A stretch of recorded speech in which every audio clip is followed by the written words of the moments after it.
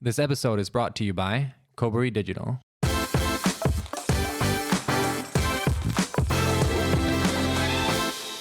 Hello, everyone, and welcome to another episode of Entrepreneur Rush. I'm Emil Mikkelsen. And I'm Thomas Schepf. Today we'll be talking about webinars, Facebook Live, YouTube Live, and other forms of live streaming.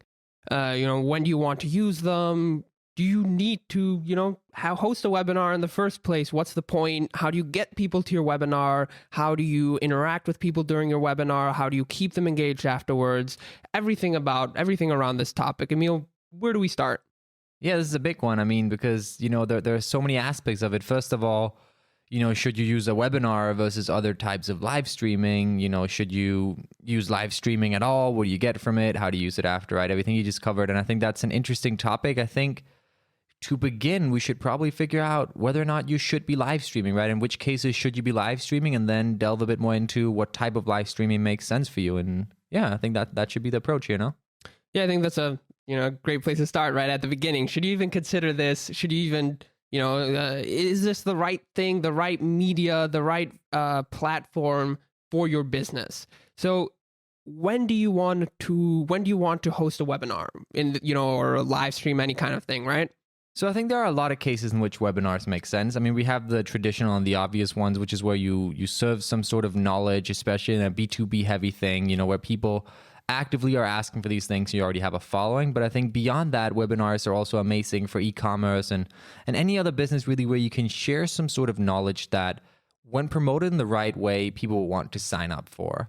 So I think it's pretty large on the scale of who should be considering a webinar. I think the difficulty of webinars becomes, do we have the technical know-how to do it, because they're a bit more difficult than other types of live streaming? Do we have the promotional material we need to get it started? Do we have the budget to push it? Because, webinars, unlike Facebook Live, YouTube Live, and other more simpler forms of live streaming, it takes a bit more. It's a bit more expensive. It's a bit more time consuming.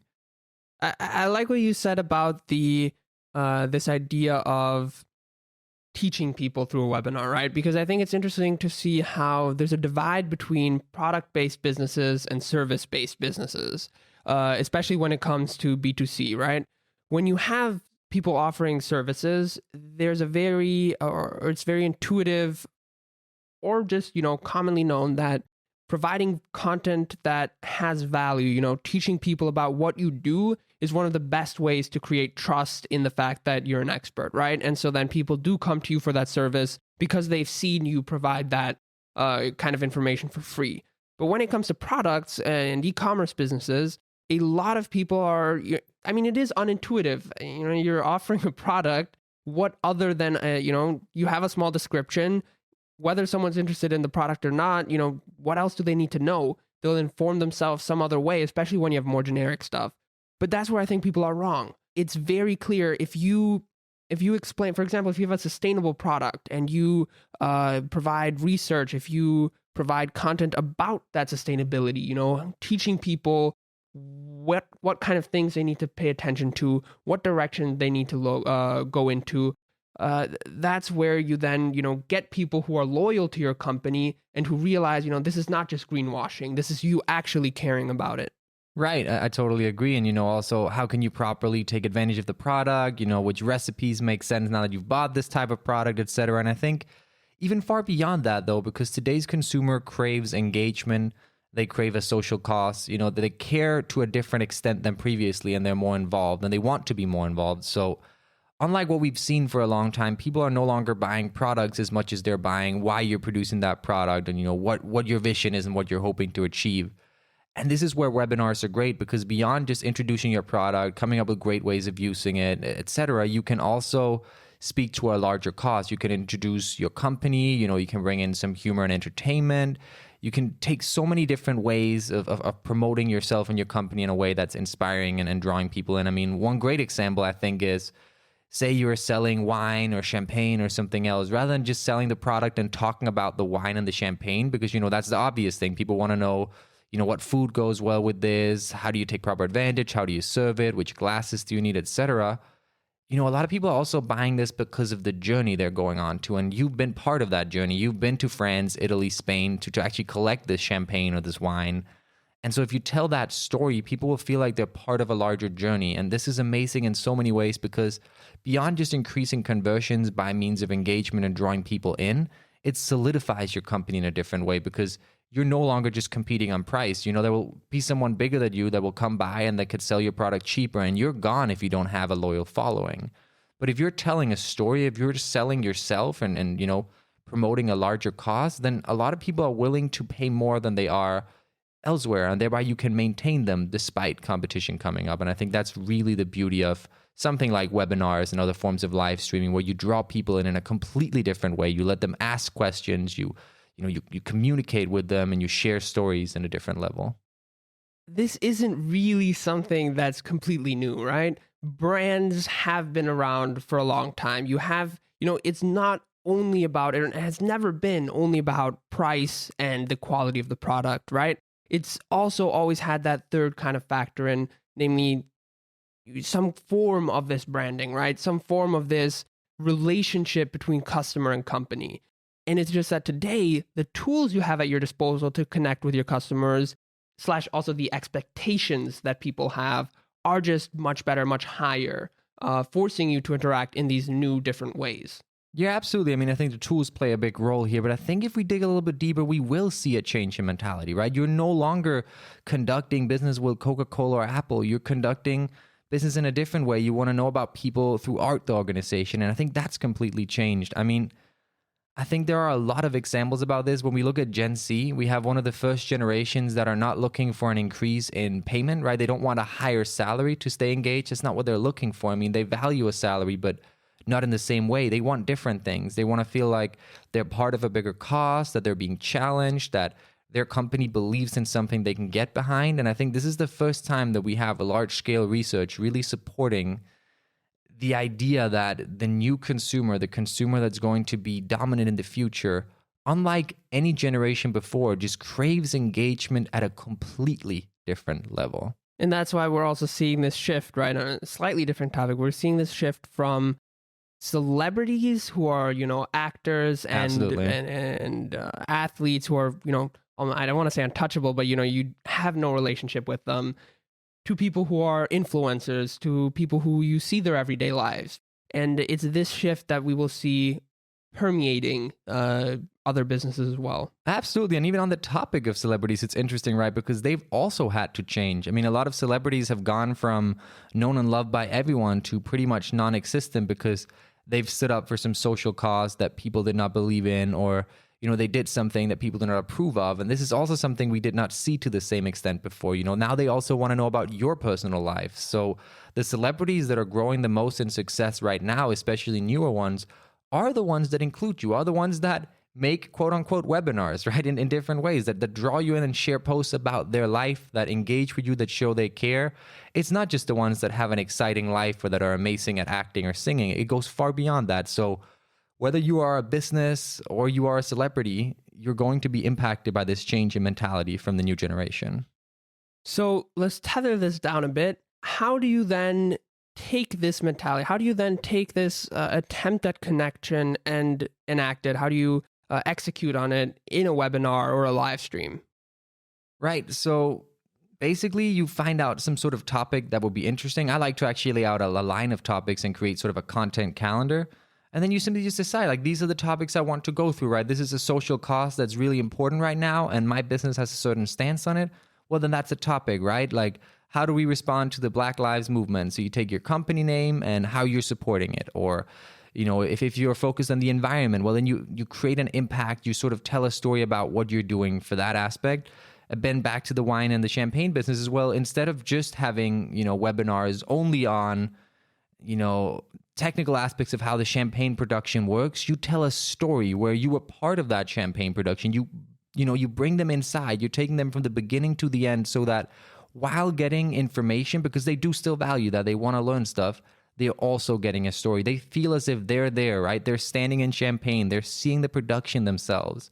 So that's sort of the gist of it, right? You find topics that mix storytelling with information, and then you start promoting them. But before you do that, you really want to find out, right? Do I want to do it through means of a webinar, or do I want to use Facebook Live, YouTube Live? Because those platforms are very different. They require different things, and some are more consuming than others. And And I think that's something that's really important, right, Thomas? Because say that your main goal is simply to engage and draw people in, then there's not a big difference between using a webinar, Facebook Live, or YouTube Live. But at the same time, it can make a huge difference because Facebook and YouTube Live and other types of more basic live streaming are really simple to get started. They don't cost anything. It's just a few clicks. It's also shared to your wall. So if a lot of people aren't following, you still, you feel like you are promoting yourself and it makes sense. Whereas webinars, they don't have a huge following naturally. They require more work. A lot of the proper programs cost money, require technical know-how, but they have another advantage, right? They have a larger marketing aspect than do YouTube and Facebook Live because they, engage with people in the sense that they also ask for permission. And if you get their email, you can suddenly market to them later. You can produce new content and promote in front of them. You can introduce them to another event that you have later. So I think that that's a major topic there, right? A major decision that you have to make is like, yes, I've decided I want to live stream and I've figured out which content I want through my content calendar. Now it's time to figure out what's most valuable to me here. Is it getting started? Is it just not having to know much about the technical aspects, just putting it out there? Or is it also getting data and information that I can use in my marketing? Because if it is, then webinars make sense. And if it's not, then Facebook and YouTube Live make sense. And I think that's a great thing about the environment we have today, the digital possibilities, right? You have the ability to start simple with a Facebook or YouTube live stream where you live stream your thing. People can comment, you can read the comments, react to that right away. People have reactions and so on. But that's about the limit of it, right? And then you can take it all the way to a program like 23, right? Where all of a sudden you have complicated email flows. You send people recordings of the webinar afterwards. Potentially also depending on where they dropped out of the webinar, right? If they watched 20 minutes of it, then you send them a recording that starts at the 20-minute mark so that they don't have to rewatch the stuff they watched.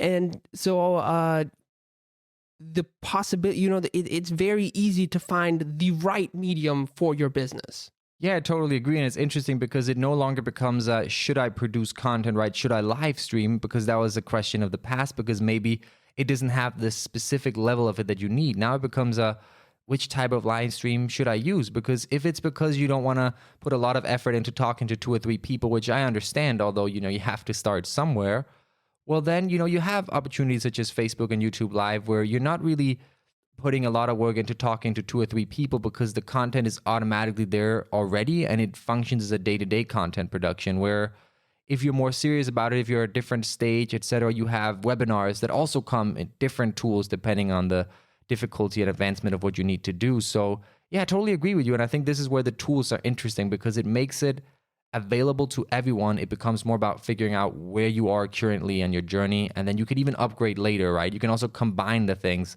I think that some things make sense to have in a webinar, but a brief Q&A makes more sense in a Facebook or YouTube Live.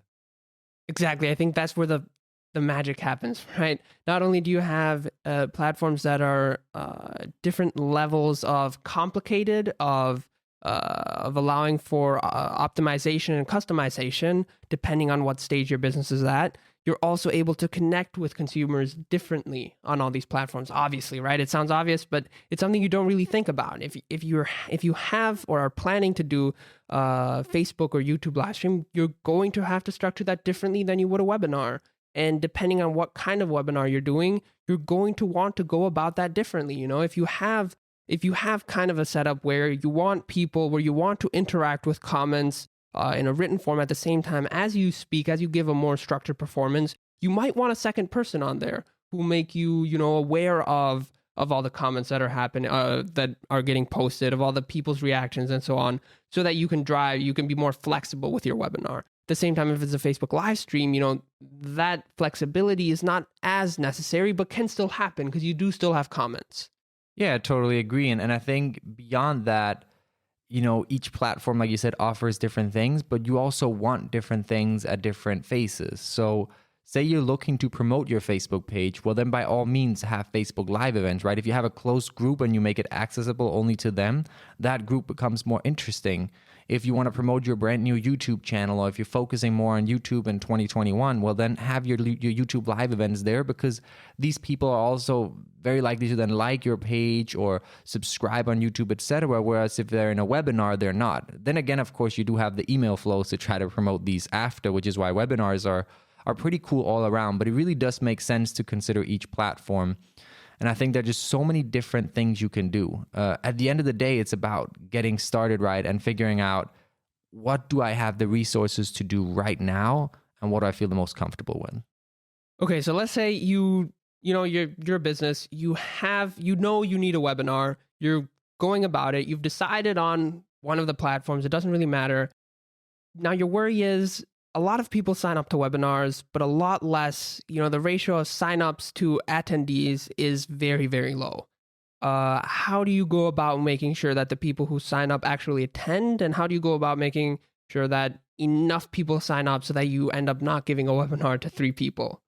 Yeah, absolutely interesting, right? Like, first of all, what do you do when you have a lot of people signed up? How do you make sure they show up? First of all, I mean, less people than what sign up will show up. And I don't think you should be too worried about that. It means that they were interested, but they couldn't show up. So it's very important in these cases that you have a recording so you show them after, right? Because then you still have the value. And beyond that, there are some things you can do on the journey to increase show up rate, right? It's to remind them of the webinar the day before, to remind them a few hours before, to incentivize them to come by telling them, what's actually going to happen on there. And, so including them in the process and making sure that they don't want to miss out, right? The FOMO aspect there is huge, but also just the basic of reminding them, because people sign up for a lot of things. They have busy lives. So if you don't remind them consistently, they might have made other plans in the meantime. In terms of promoting it, it's really different, because it depends on the size of your brand today and your natural following. And it really also depends on whether you're going on Facebook, YouTube, a typical webinar program, or something else. I think if you already have a following, it's pretty straightforward, right? Engage that following. Ask them which things they would like to hear more about so they feel included. And then follow up a few days or weeks later saying, you're now, based on this feedback from our lovely customers, we have this webinar that's going to introduce these things, and you can sign up here. And thereby you will have the first part of the webinar filled. Additionally, there you want to create some sort of fear of missing out and an introduction. So they want to know, what am I signing up for? When is it? And they want to feel like they have to be there, right? So make it inclusive. Have some sort of a teaser, but at the same time, make sure that you don't, make 2,000 spots. It's better to simply cap it at 300 if you're expecting to get around that number, because then people feel more inclined to sign up. And finally, of course, if you don't have the following, you need to, either advertise to promote it. That works really well, especially if it's actually something interesting. Or if you don't already have the following, well, then use it as part of your organic. Accept that not a lot of people will show up, but it's part of building your brand, and it functions as day-to-day content that you had to produce anyway. And then slowly as you grow, try to include that following that naturally comes. I mean, yeah, at the end of the day, right, if you don't have people show up to your webinar, that sucks, but that doesn't mean you should stop. That doesn't mean that, it's hopeless or that it's not the right way to go. It just means you need to put a little more effort in. You need to, continue hacking at it, because eventually it will grow. You will have more people showing up. Absolutely. And it also doesn't mean that it did not provide value. I mean, people are forgetting the reliability having a lot of content produces. So say you're running ads and people visit your Facebook page and there's nothing or simply boring content, you're not going to convert very well. But if you have engaging content, interesting content, the B2C consumer will start liking your brand. At the same time, if you're B2B or you're trying to promote yourself, well, showing people that you know what you're talking about, engaging with people in that regard will make conversion rates that much higher. So there's really 2 aspects of it, right? It's growing in terms of getting a new following, in terms of activating the existing following, but it's also just simply about reliability. It's about showing that you know what is going on and that you're reliable. And beyond all of that, I also just think people should be doing webinars and content creation in general, because it's really, really helpful. When you talk about something, you get better at it, you feel more comfortable doing it, and that just helps you, on top of everything. So one question that I see people have a lot, right? That regardless of how many people you have showing up to your webinar, regardless of whether you're using it afterwards, which you, by the way, should, and then, recording it and posting it on Facebook, YouTube, and all your other platforms, is how important is the quality, right? How good does the camera need to be? How good does the microphone, does the audio quality need to be in order to have a positive effect, for it to have the effect you need it to have? As with the large majority of content today, and of course there are exceptions depending, on your segment, etc. If your sound quality is good enough, that's all that matters. The camera is just not as important. And of course, if you have a webinar that revolves around them being able to perfectly see something that matters more. But for the large part of it, people are signing up for webinars either to inform themselves or to be entertained and feel engaged. And that is a lot more about what you're saying, the story you're telling, than it is about what they're seeing. Absolutely agree. I mean, it's something we see a lot across almost every platform nowadays, right? That the content matters, the audio quality matters because, people are using headphones because that's something that you can't really ignore and go past. But the video quality is not the most important thing out there. I mean, it's great if you have it, but the difference it makes is relatively minimal. Right. I mean, the best investment you can make is a 100, 200 euro Rode mic that you can clip on, right? But then you're about ready to go. The sound quality is just great, people do not expect or need more. And then if you have an iPhone or a decent webcam, you're ready to roll. That's all you need. And then you need to focus on your content. You need to focus on that engagement because, again, that's what people care about. This is not the old days or fantastic TV advertising where everything is staged to perfection. No, it's about caring, it's about engagement, it's about people. People want to know about you, who you are, why you have the product you do, what advantages there are to the product, what they're missing out on. That's what they care about. And that's exactly what you can give them in a webinar or another Facebook live streaming or YouTube live streaming sort of thing. Yeah, let's talk about that. How exactly, you have the people in your live stream, you have everything set up, you have the great audio quality. How do you connect with people during the live stream, right? A lot of people find it, what am I saying? A lot of people find it difficult. I mean, of course it's difficult to stick to your plan of what to talk about while at the same time trying to, in some way, interact with the people commenting. Yeah, it's difficult. I think it's important to remember that it gets easier and you just have to start. I mean, every time you produce another webinar, you'll realize that you got so much better. And whether you're an introvert or an extrovert or good or bad at speaking, it really does get easier. I've had some people that were just straight up horrible at it and that basically refused to do it until we in the organization just, pushed them through and convinced them. And a few webinars later, they were doing great because we got to realize that everyone's different. And if you're perhaps not the greatest speaker, well, some of the listeners aren't either, and they will be able to connect with you in different ways. But in terms of what you can do to make it better, right? Prepare for your webinar, have a clear structure. Those two help a lot. Make it short in the beginning till you get better used to it, and use as much Q&A as you can, right? Questions are really easy to answer and they automatically engage people, and it doesn't require the same amount of, preparation. As long as you know what you're talking about, well, then answering questions will be easy. So bring that element in, keep it short, prepare, and realize that it does get easier.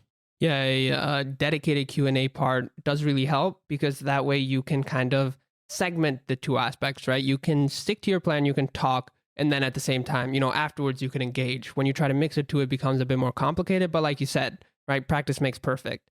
If you have a ton of webinars, you will start getting better at it and you will be able to interact on an ongoing basis. At the end of the day, right, it's just public speaking. And it's a skill that you need to have. I mean, public speaking, obviously, for so many reasons, but even in terms of speaking, in terms of content, the future is going to be dominated by live streaming, by podcasts, by video. We're going away from reading and writing in the same way as we were previously. It's going to be a lot more about listening. And if you want to succeed as an entrepreneur, there's tremendous value in learning this skill. So you might as well get started. And if you really do not want to learn this skill, well, then connect with someone, that has this skill, that is interested about it, and involve them in your organization because someone's going to have to take that part. People do want to learn more about who you are, who your company is, why you're doing what you do. So it's just a necessity.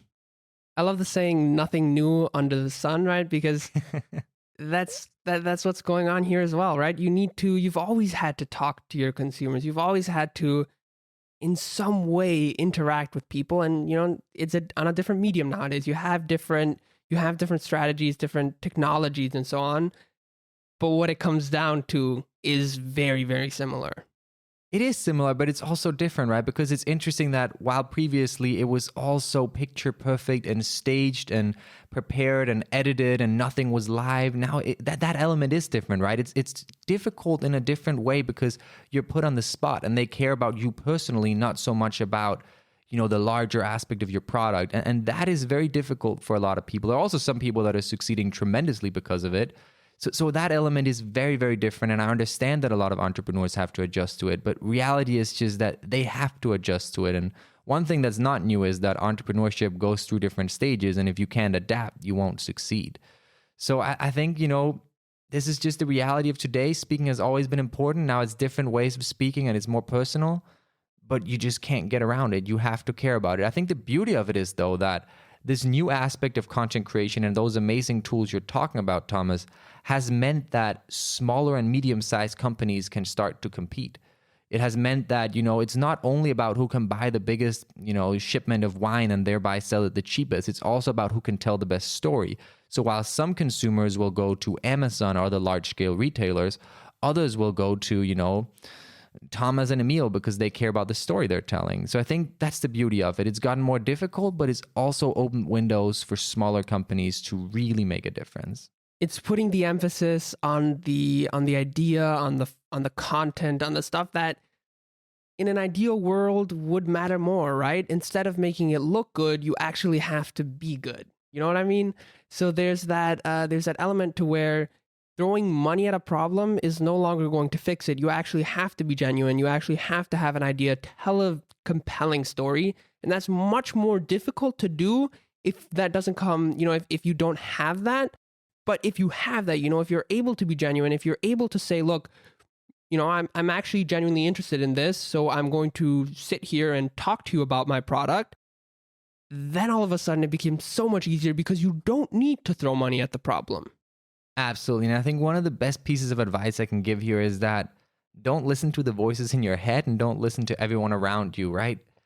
Everyone's unique. So if you have one type of personality and you're told that people don't want to listen to this or you don't think it's interesting, you're forgetting how big the world is. You're forgetting how big the presence in social media is. There will always be people like you that, prefer someone that's more quiet or analytical or prefer someone that's more upbeat, Someone will want someone that swears and someone will stay away from that. There's always a place for you. I mean, I've seen successful YouTubers talk about the most hilarious, crazy things that you could never imagine, would be a topic that are now making millions and making it on YouTube.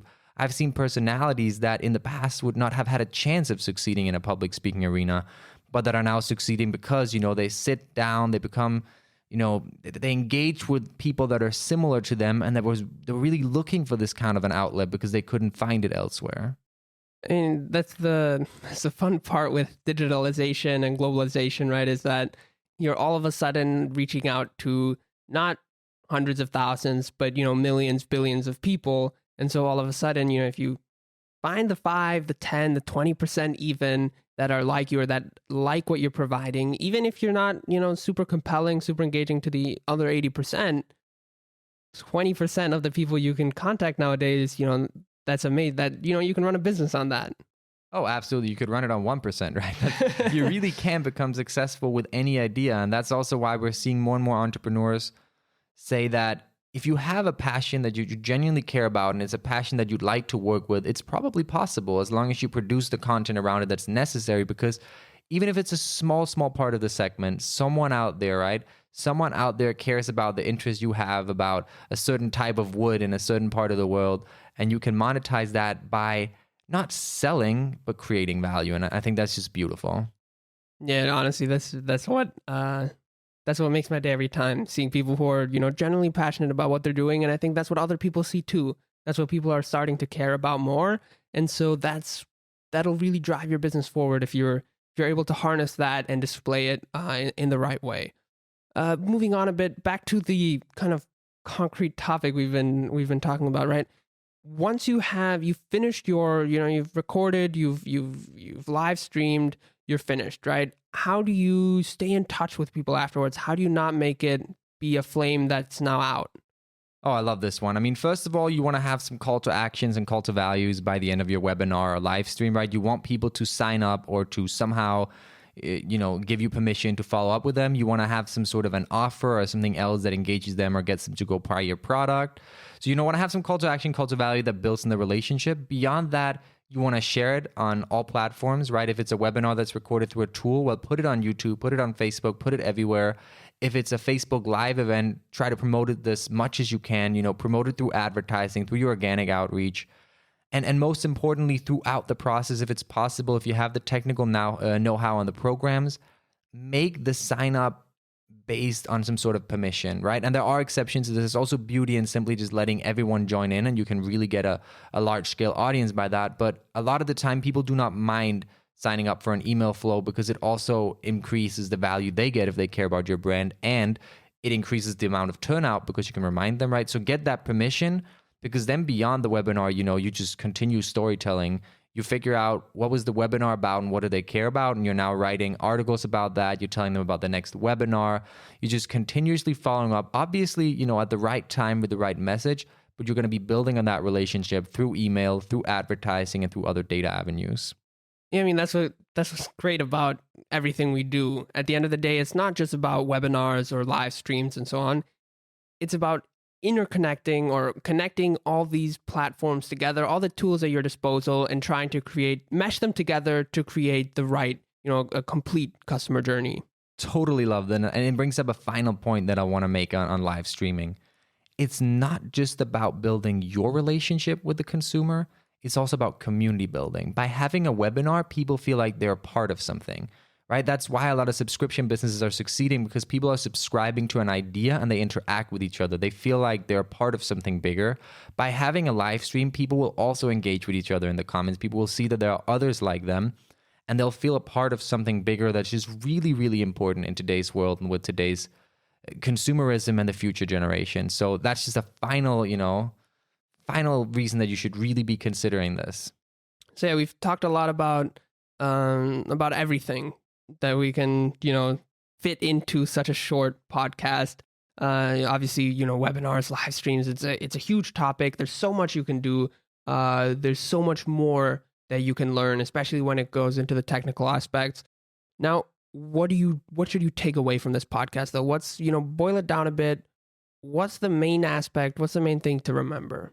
I think the first thing you need to remember is that all of our personalities are different. So if you feel like you're not great at public speaking, that does not mean that you should not be putting out video content. And if you really cannot put out video content, if you just refuse to, you're not comfortable with it, you don't want to learn it, partner up with someone that can, because it's a huge part of the future. Further, I think, realizing that webinars are for everyone. There are different types of webinars. It's not just a business-to-business thing. If you're selling to consumers, well, tell them your greater story. Tell them why you produced the product. You could tell them ways they can use it that they might not have thought of. Tell them about your social cost and what you're doing to combat things that are going on.